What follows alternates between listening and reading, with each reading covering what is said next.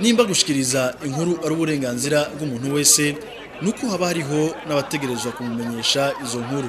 Umuntu yo kwibaza kw'inzego za leta mbere n'iz'igipolisi boba birengagiza igikorwa c'ibimenyesha makuru eka n'abamenyesha makuru ku rubuga.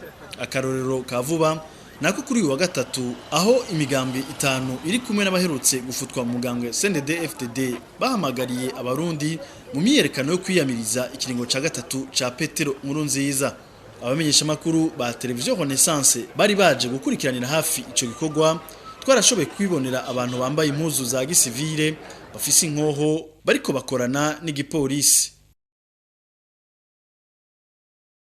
Abo bantu bamaze kubona ko twabiketse baciye batangura kudukurikirana bari kumwe n'igipolisi. Ko bamenyesha makuru bahindura ibibanza niko n'igipolisi cakurikira ivyo bibanza. Kumvo z'umutekano duhisemo kuva muri ivyo bibanza byose twarimwo.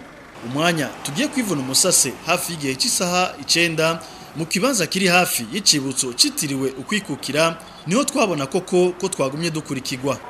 Umwe mu bamwe badukurikirana tukiri hafi yahabuze isoko nkuru ya Bujumbura yagumye ari mu micungararo.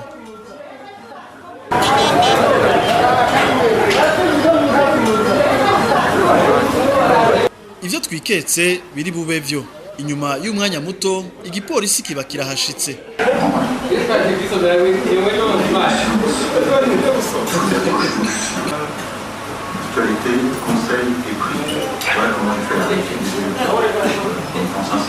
Ico gipolisi kica kirasaka ico kibanza kibona gusubira inyuma atana kimwe bamenyesheje kubijanye n'ico gikorwa barimwo.